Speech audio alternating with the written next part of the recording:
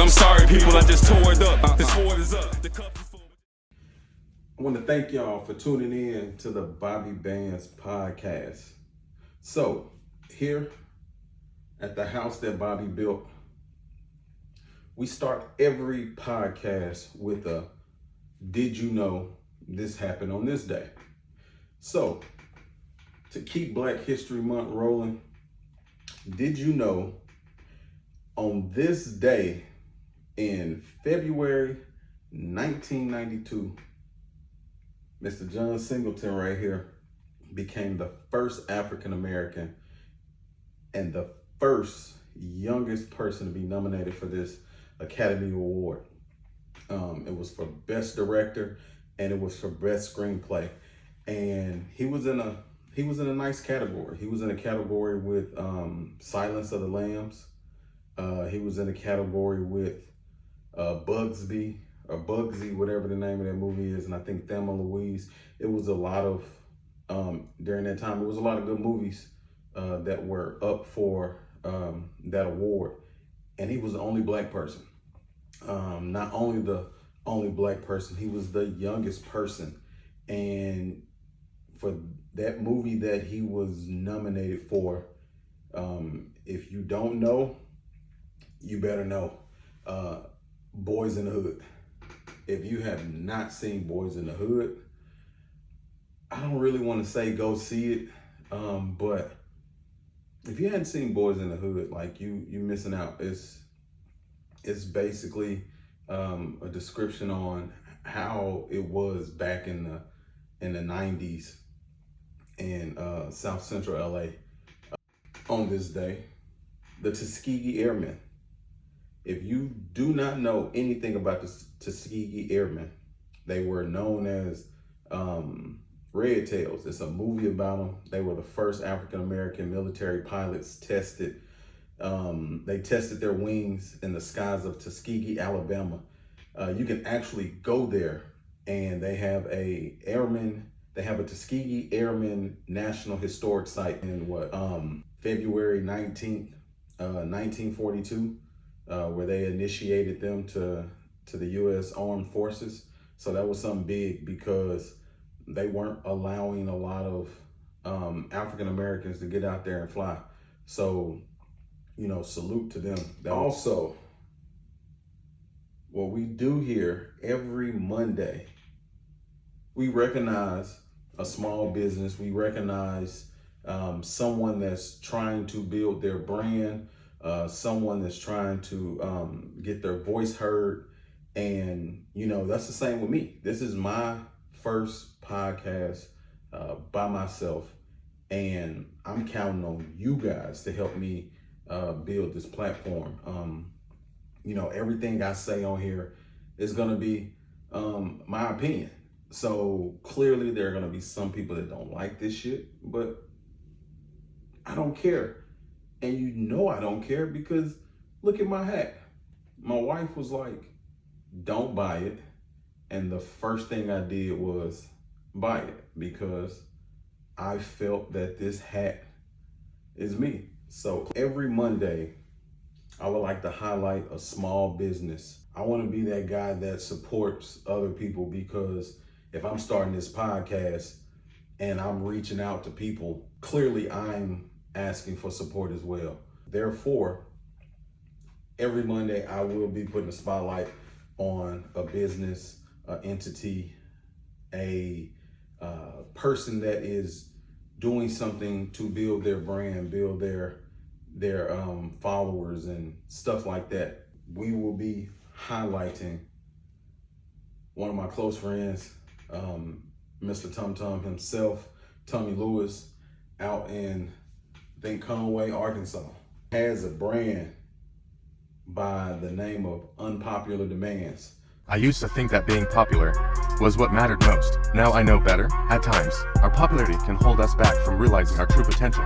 Being unpopular means breaking away from societal norms and paving our own unique path. It takes courage to stand up against naysayers and embrace individualism. Remember, you don't have to be the most popular person in the world. Your unpopularity is just as high of a demand. Keep fighting, keep pushing, keep grinding, and never give up.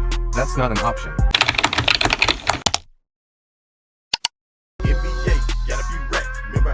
and got it right back. I missed a few shots, but now I'm on track. Now I'm a champ like D-Wade and Shaq. I'm James Harden with the step back. Steph Curry with the three. I'm a shimmy for the game when a damn nigga fucking with me. All right, so what I want y'all to do is send Mr. Tommy Lewis himself. He is on Facebook. That's the only place you can purchase his shirts, his sweatsuits, his sweaters, his hoodies. I got mine, Bobby.bans. He even hooked me up with some glitter because if you know me, you know I'm extra. Clearly, you can tell by the hat. The reason for this podcast today, and the reason I chose the 19th, is because it's President's Day. The thing about President's Day that I am kind of iffy on is, like, think about it. This is Black History Month. Can you think, just think how many federal holidays are dedicated to something dealing with Black History Month, African Americans, because there are only 2, and both of those holidays are not in February. Me personally, I think there's something wrong with that. You know, we have Martin Luther King and we have Juneteenth. With that being said, since we are talking about President's Day, let's go down a list of the greatest presidents. Now, mind you, this list is a survey from 2021. Since President Biden is still our president, this will not be updated until a new president is elected. At the top, we have Abraham Lincoln, which he is considered the best president. So what I'm gonna do, I am going to highlight 3 presidents off that list: Abraham Lincoln, Donald Trump, and Barack Obama. This is a disclaimer for Trump supporters. If you're watching, most of the stuff that I'm saying is coming from my opinion based off of my color, me being a man, not only a man, a Black man, witnessing stuff that's happened throughout his time in office. And everyone is entitled to their opinion. It's just sometimes you gotta listen. Even though I do not care for him, I don't like him at all. Some of his biggest accomplishments, he signed a law to make cruelty to animals a federal felony. This is a law that, you know, kind of protects you and your animal. Bipartisan group in Congress also deserves credit for this as well. They're the ones that came up with this Preventing Animal Cruelty and Torture Act. So them together and created this law. So in my eyes, that's a big accomplishment. He also signed the Allow States and Victims to Fight Online Sex Trafficking Act. This act actually allows both law enforcement and victims to use new tools to fight sex trafficking. You know, being a son, a grandson, a husband, a dad, you know, a friend, a cousin to women. The thing is that sex trafficking is real. You know, you have to be alert at all times. Like, no bullshit, like the shit is real. And we're living in a world today where people will do some of the most fucked up things to get you into that ring. You know, it was crafted and it was pushed through by a representative named of Ann Wagner. And she's a conservative Republican out in Missouri. So, you know, although I don't talk politics, but I do point out some of the good things that does take place. One of his things where it's kind of misleading, there was a bill championed by Trump in 2020. Most federal employees, they saw a pay increase, 3.1%. It was said to be the largest raise in more than 20 years. But it's fucking misleading. because this is the same motherfucker that wanted to freeze the federal employee, the federal workers 3 years in a row. For him to say that that's a highlight, you get overturned by Congress all 3 years, you know, I can't rock with that. One of the things that gets me about Trump supporters, you know, how they overlook his fuck ups. Throughout the 2020 campaign, this dude spread false information about the voting process. Like, he floated the ideal that, you know, it was unconstitutional delaying the election. And this, you know, this led to a whole bunch of shit. Like, after he lost, like, how do you falsely claim victory and pressure officials to throw out votes for the president that won? Like, he did this shit out in Georgia. Like, he had an hour-long call with the Secretary of State, and the whole time he was trying to get them to throw out Biden's votes. And, you know, that type of shit that you do right there, it overlooks every fucking thing that you did or could have done positively. That's one thing about talking to Trump supporters. Like, no one holds this man accountable. And there's no way I can follow someone that sends, you know, you've already lost and you're trying to hold on to this power, and you take it up another fucking notch. You tell your supporters to gather in Washington, D.C. at the U.S. Capitol while they're still collecting electoral votes. They're still being counted. You tell them to rally, and then you urge them to march to the Capitol, fight like hell, and then you tell them some bullshit like, you'll never take back your country with weakness. You have to show strength. And fucking 5 people died that day because someone lost, got butt hurt. When you have Trump supporters, like, you know, to me, like, I'm gonna be honest, like, it's hard to convince me that this dude is good in any type of way, because, like I said before, his fuck ups overshadow any accomplishments that he has. You know, and then when you bring it up, either they get mad, they start throwing the stuff that he's done good, and some people just, you know, they take up for him, and like, I'm not cool with that. And the thing is, like, if you're a Trump supporter and we're cool, like, you know, my thing is how, you know, what justifies his actions or the things that he does? Like, how does that benefit you? Like, that's what I want to know. How does that benefit you? If it's not the tax part of it, how does everything else benefit you? It's funny when you try to, when people try to convince you about something, they never mention the fucked up things. If I tell you, hey, go over here and, you know, buy this game or something. This game is good. This game is this game is that. But at the same time, I'm not giving you any of the fuck ups that this game produces. And I know that there are fuck ups, but I'm not gonna sell you on that.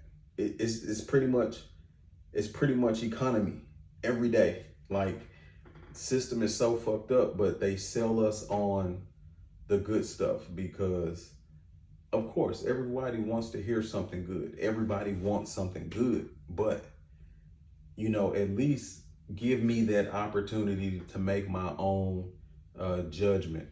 One thing I can say about the time that Barack Obama was in office and President Trump was in office, me as a black man, now mind you, everything that I'm saying here is my opinion. Based off those time frames that I lived in both of them, I felt more comfortable when the first black man was the president of the United States. One, you know, you had career day or you were in grade school and they asked you, what did you want to be? It was always one kid in there that said, I wanted to be the president of the United States. And to think that Barack Obama probably said that when he was in grade school, and people looked at him like, yeah, bro, you tripping. That's a plug for you boys.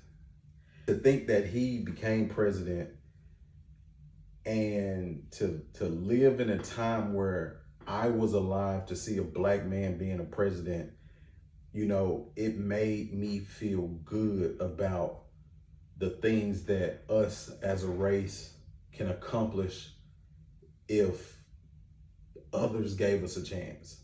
But then President Trump came into office, and honestly, it didn't feel all the way safe, even though I'm mostly safe when it comes to the things that I do. With that being said, like, I could feel the vibe, and that vibe, it was totally different. And the thing with these presidents, man, I feel like, you know, I don't want to call them puppets, and, you know, I probably just said what you were thinking, but, you know, they're like spokesmen. If you want to see a difference, the difference is going to be made in your community. So, you know, make sure you vote for your local officials, because that's where you're going to be affected by the change. To go back to the greatest president that people, you know, call in the history of the United States, Abraham Lincoln. And that's just because 15 motherfuckers before him allowed black people to be slaves. Just think about that. He was the 16th president. 15 people before him were either okay with slavery or they didn't want to touch it because they would have probably ended up like Lincoln. So we're talking about from April 30th, 1789 to January 1st, 1863, when he dropped that Emancipation Proclamation on their ass. Although slaves didn't become free until 2 years later, it's just, it took the 16th person to get the balls and say, hey, you know, this slavery shit ain't cool. But get this, he also ends up dying. This is going to sound familiar in today's time. He died to someone who was against equality. He embraced white supremacy, and he felt those two were grounds for killing Abraham Lincoln. Now, it sounds a lot like what has happened pretty much, you know, years and years back, but since it's been more in the forefront, it sounds very familiar on a lot of cases that, you know, when people go on these protests, it's because a person doesn't like the ideal of equality. Deep down inside, they probably embrace that white supremacy shit. And they feel that that is grounds for killing a black person. But the thing was, this was a white man and he was a president. So, you know, if that happened to him, you know, and it's still happening today, it's just a shame. So the last two states to end slavery, because the 13th Amendment was actually like, it was drilled into everybody. It was Kentucky and Delaware. The reason I bring up Kentucky and Delaware, I've done some work in Kentucky, you know, over the years. You know, they have some nice cities. Louisville, you know, home of Muhammad Ali, Lexington, Bowling Green. But if you go east, closer to Virginia, they have this thing called sundown. They have sundown towns and cities. And, you know, they were intentionally made all white. Everyone there is white. You can see it through the laws, the violence, the intimidation. And it's said to had ended in the late 60s, but I was out there a couple of years ago for work. And I was out there for, you know, a nice little period of time. And I had to go meet with somebody about some stuff for work out east. And stopped at the gas station, and someone approached me and said, "You look like a nice fella. You know, it would be wise, or it'd behoove you to not be here when it gets dark." And at that moment, any work that I had to do out east, I said, fuck it, and went back to Lexington. Like, there's no way I am going to put myself in danger. And like, I know the towns out east are sundown. Yeah, it's not worth it. So I want to thank y'all for checking out my podcast. The setup is going to be different next time you see me. You know, it was a lot of jitters. This first the first time I've done this by myself. So, you know, it's pretty good, but, you know, I do have a lot of opinions. I think I've been around long enough to give some good advice and, you know, speak my mind. And if you don't like it, I don't give a fuck. So I'm sorry. Also, I do curse a lot. So, you know, if that offends you as well, don't listen. Probably be wise not to let your kids listen either. You know, it's a reason I wanted this first episode to be on President's Day, because there's a lot to unpack, you know, under that President's Day when you think about it, and then you start going down a rabbit hole and you end up, you know, where we ended up. But I will be back Wednesday, 10 o'clock, only on YouTube. And Wednesday is question day. So I will be answering questions the whole show. You can send whatever you want to send. I'm going to answer those questions. But until then, I will see you guys Wednesday. Have a good rest of the day, good rest of the week. And just remember, sometimes the best way to lead is to learn how to follow. Take care. Wake up in the morning,